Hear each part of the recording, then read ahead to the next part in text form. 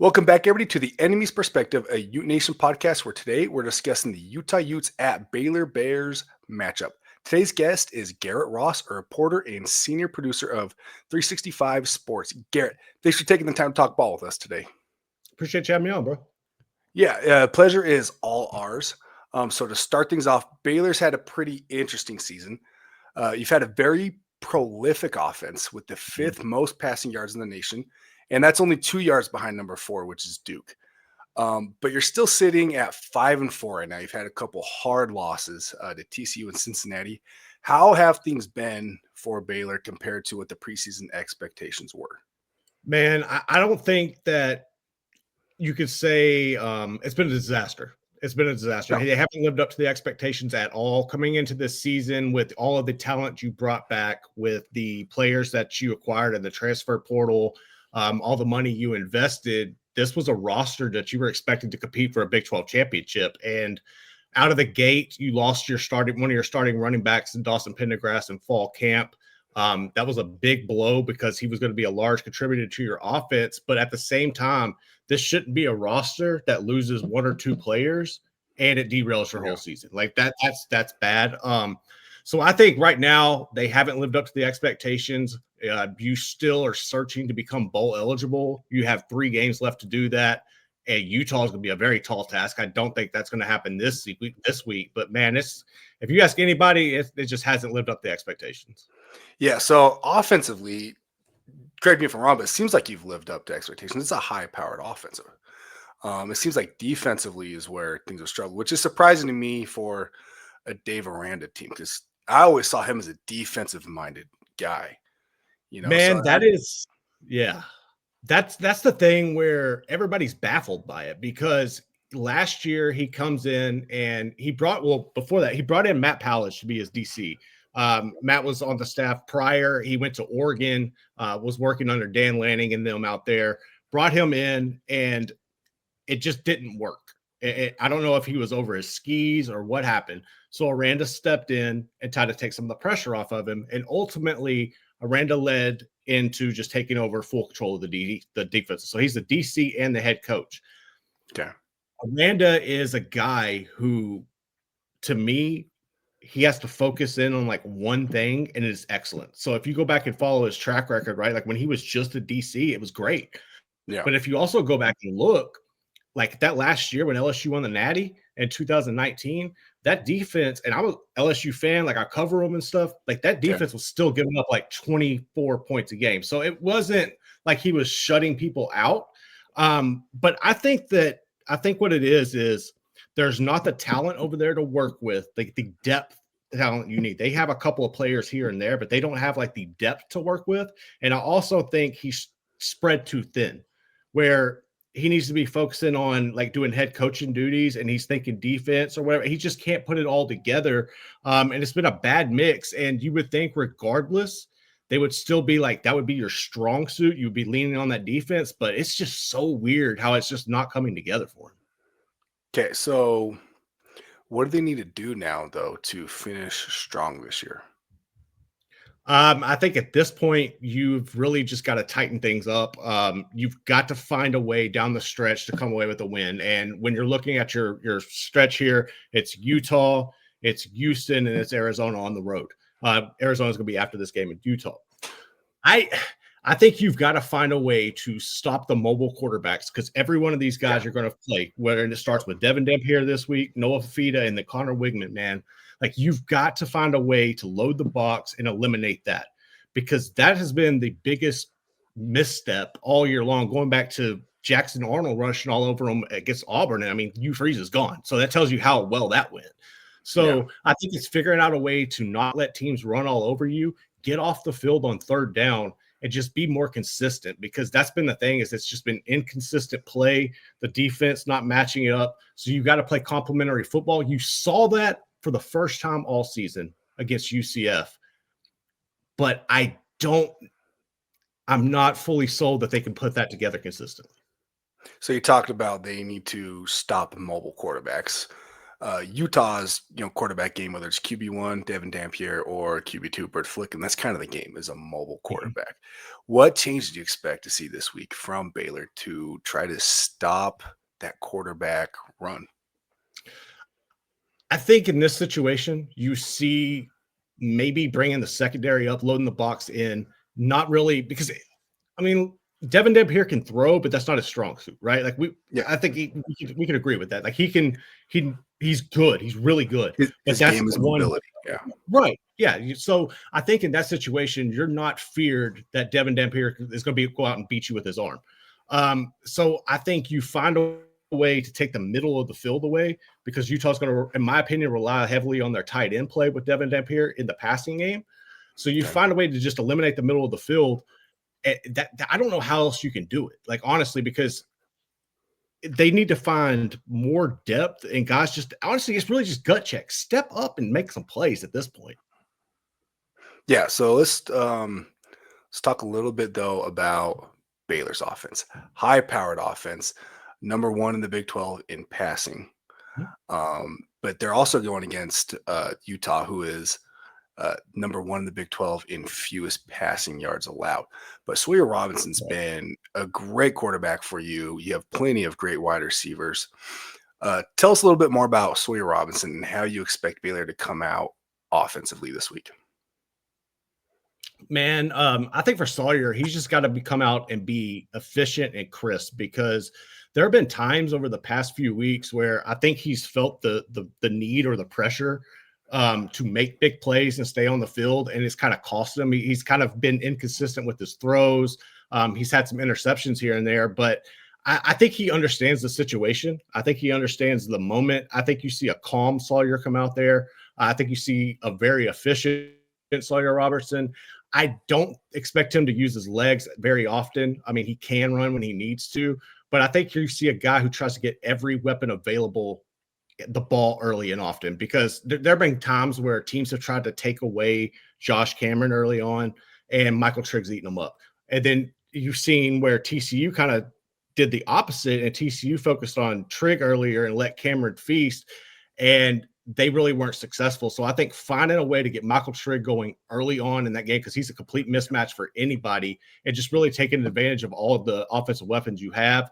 I think they have to have really solid play from the rushing game too, because Bryson Washington has been asked to do so much this year with Dawson Pendergrass being injured, and his only 2 reserve running backs are 2 freshmen.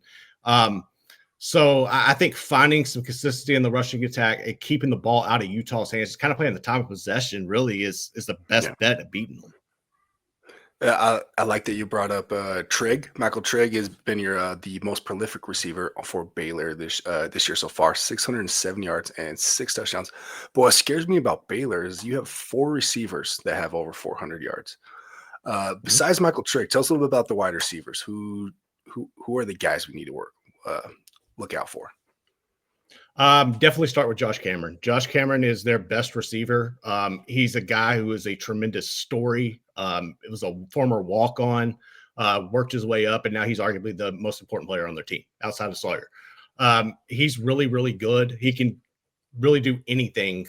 He can stretch the field. He's also their punt returner. He's really elite in that aspect. So he's very fast. He's agile, but he can make plays all over the field. Then you look at Ashton Hawkins. This is a guy who there was controversy if he was going to get extra eligibility. You finally got it back. But I don't think he's really matched the expectations that he would even set for himself this year. But he's still a deep threat and a guy who's really quick that they get open across the middle.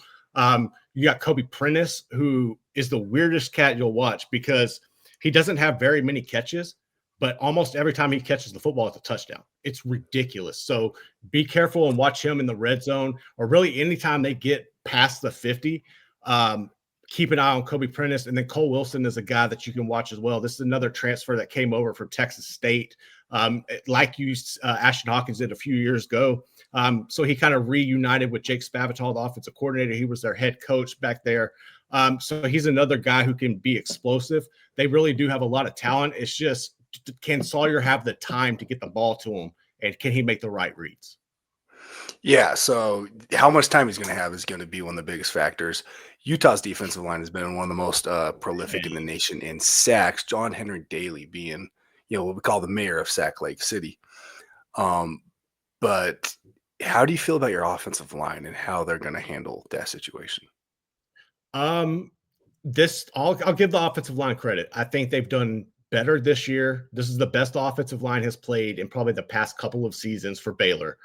While saying that, they don't have a lot of depth, and this will be their second game without their coach. I mean, Mason Miller, the offensive line coach, got fired like 3 weeks ago with an incident in practice with him and some other coaches. There's not very many details. It was just a weird situation. And then, then you had the Michael Trigg, MACK RHOADES incident this week. It's just been a disaster around Waco and Baylor in general. But I think the offensive line is still good. I think they can hold up. But, man, this is a complete mismatch. I think this is good by far.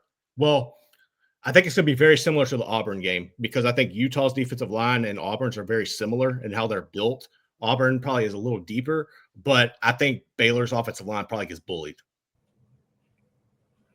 So you kind of brought up the Michael Trigg situation. He is your number one receiver as far as passing yards, but there was a situation recently on the sidelines with a coach. What can you tell us about that situation? There are multiple variations of what unfolded. And if it was one situation or multiple situations, but the gist of what we are hearing is Michael Trigg came out. This was prior to the Arizona State game a couple of weeks back. And supposedly his undershirt was yellow, didn't match the team, which was stupid. But about this whole thing, but MACK RHOADES, the AD, like grabbed him and was like got into an altercation about it. And what it was, which I still don't know if that's the full truth of it. That's what they're telling people. But it was that the whole point of it was covering up the sling he had on his shoulder because he had been banged up. And then there was some back and forth. And the tight ends coach, the tight ends coach got involved and took up for Trigg. Aranda kind of took offense to it and took up for his player as well. Everything kind of seemed to be dust under or just water under the bridge or whatever. And this was a situation where people knew behind the scenes, like things aren't good in Waco, right? Like the Dave Aranda's job's been on the line, like. I mean, there's a lot of pressure on a lot of people around here. The fans have completely bailed. Like, you're probably going to see an empty stadium on Saturday. Yeah. Like, nobody cares. They're all out. And so this was like a breaking point situation. And then, so this story comes out and like, we all heard pieces of it and nobody really paid it any mind, right? Like something that everybody settled and went on. But then with MACK RHOADES being the head of the CFP committee, and being on your TV on ESPN every Tuesday night for the foreseeable future, the wonderful people at Outkick caught wind of it and pushed it as a national thing when MACK RHOADES was on TV, which pushed other people to question, well, what's going on, right? Because if you look at Baylor, like I mentioned, like, well, nobody's showing up. There's all of these things. Like, there's a lot of, you just fired a coach 2 weeks ago. Like, what the hell's happening in Waco? So it's one of those situations where I don't think it's as bad as it looks, but people should. You could make an argument that MACK RHOADES should address the situation. Yeah. I don't think he will, but I think that could probably put a lot of it to bed. All right. So thanks for explaining all that. That makes more sense. And you don't want to hear that. Locker room issues can, affect negatively on a team. But you did talk a little bit about the players not coming to the stands, which seems crazy because was it 21 or 22 they won the Big 12 championship? It was 21. You had the best 21. team, best team in program history, and went and won the Sugar Bowl against Ole Miss. But yeah, dude, like it's just gotten off the rails. It's just been inconsistency. It's people seeing the same thing. Not living up to the expectations, same broken record excuses, same problems, coming out flat. And I think it's just come to a point where especially like we talked earlier about expectations, and you're 3 games left in the season trying to get bowl eligible, like something's got to give. So you expect some major offseason changes then? I am. I'm expecting some major offseason changes throughout the athletic department. All right. So let's circle back, though, to the matchup we got coming up this week. Utah at Baylor. This is a big game because Utah, for any chance at the championship game or at the college football playoffs, they have to go undefeated. And Baylor's looking for any reason to win. And it's the Big 12 where these things happen all the time. So if you are a Baylor coach, you're game planning for this game against Utah. What Utah position group is giving you the most nightmares right now? Man, the trenches on both sides. Because when I'm looking at the size of Utah, like I go back to Big 12 media days and talking with Kyle Whittingham and him just the glow on his face, dude, when he was talking about that offensive line coming into the season. He was telling us, like, man, this is the best offensive line I've had here at Utah. And you think about how long he's been there, I mean, he's been there forever, like 19, 20 years at this point. And for him to say that, he's had a lot of great offensive lines come through there. I think that's something that really stood out. And then just watching that unit play this year, we know their defense is always going to be nasty, but just really that defensive line. And if I'm a Baylor coach, man, and I'm looking at this game and I'm seeing, kind of like I mentioned earlier, how I think they're built kind of like Auburn. They're built like Texas Tech, BYU. Baylor's not built like that. And I think that's one area I'd be really concerned. So let's clarify one thing. Utah's not built like BYU. BYU is built like Utah. Oh yeah. I clarify that. They took Utah's coaches, I forget about that. All right, so let's talk a little bit more about Baylor's passing offense, Utah's passing defense. Again, both top in the Big 12 of their respective fields. Who do you think comes out top this weekend in the passing game? Oh, man, I would give Utah the edge because I think I'm afraid Baylor's going to get down and Sawyer's going to have to feel like he's got to make a play. And I think you're going to see Utah come away with probably 1 or 2 crucial interceptions. So I would give them the edge in that matchup. But I think it's going to be one where it's pretty close. And you're going to see both teams or both units make some big plays. But I think I'll give the edge to Utah. Okay.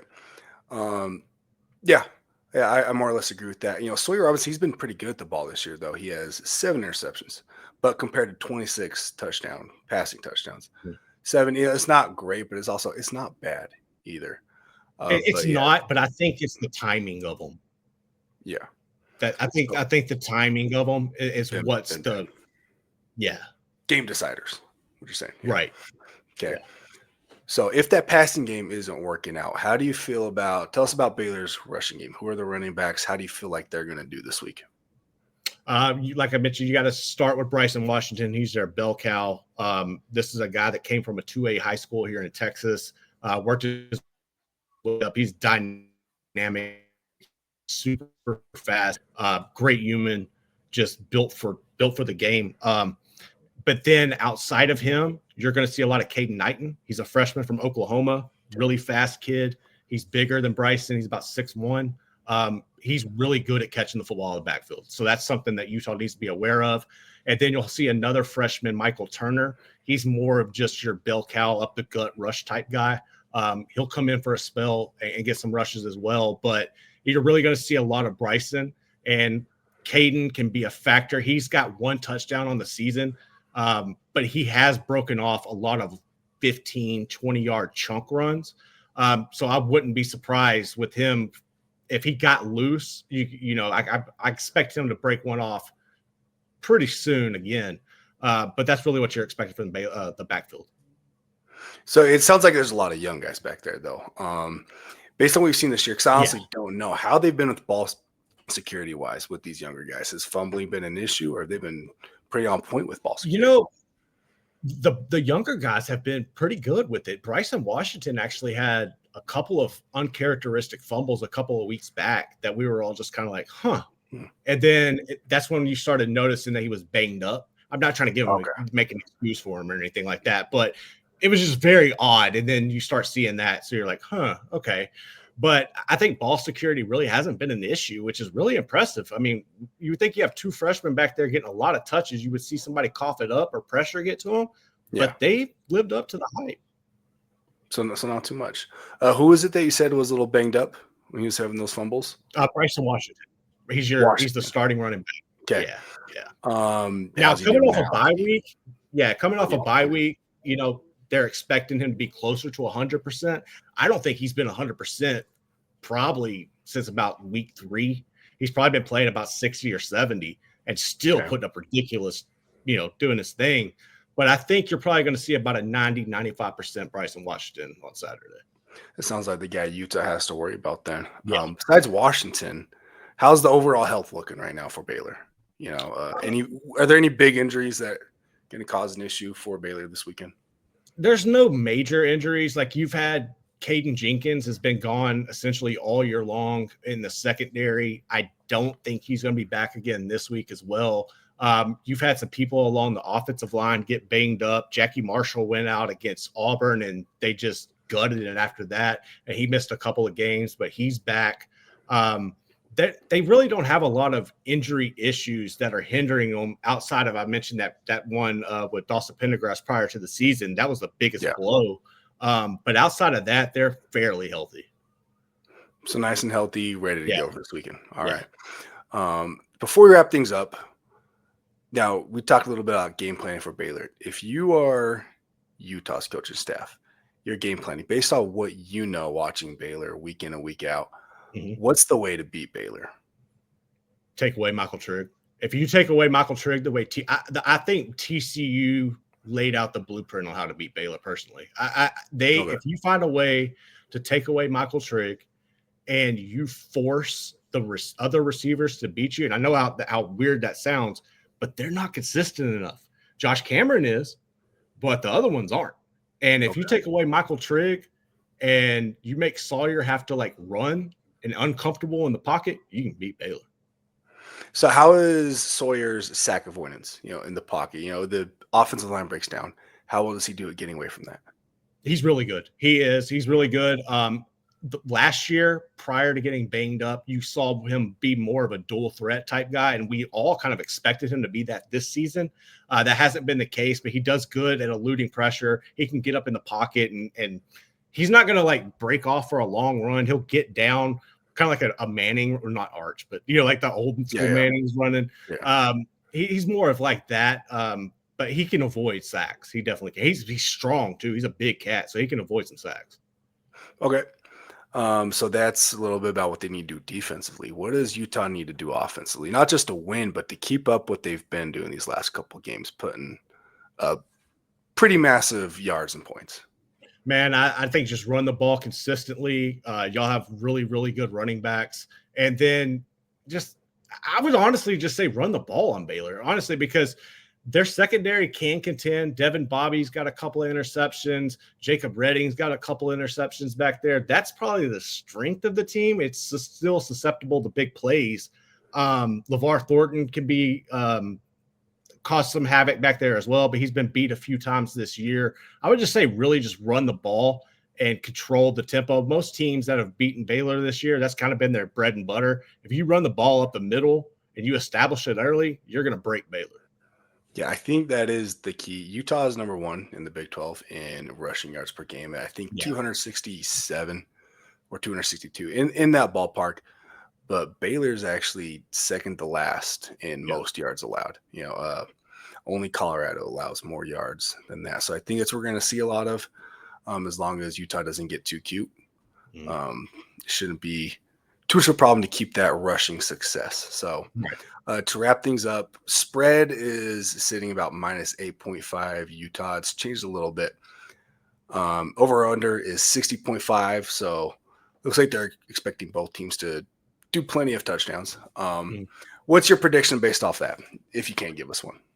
I'm trying to think what I gave the other day on the written portion. I believe I've had Utah 38-24. In that ballpark is where I'll go. I'll say 38-24 Utah. 38-24, bit of a cover for Utah and over. All right. Perfect. So before we wrap up, why don't you tell us a little bit, tell the listeners a little bit more about where they can find your coverage for Baylor. Yeah, so you can find me on Twitter at _Garrett Ross. I'm on there. And then I don't really do much social media. I'm just going to be real with you. I don't really like it, but you can catch me on there. You can also go to 365 Sports on YouTube. We have our show 3 to 6 Central Time, Monday through Friday on there, where we cover everything Big 12 and national. We also have the Big 12 newsletter you can sign up for at 365sports.video, where we have people from all over the Big 12 that covered there. And then go to BaylorBears.com or Baylor Bears 247, BearsIllustrated.com, and you can see my write-ups and everything Baylor-oriented and centric over there. All right. Hey, thank you so much. It's been great to have you on and learn more about Baylor. And for everybody else, don't forget to like and subscribe for more UteNation podcast and coverage.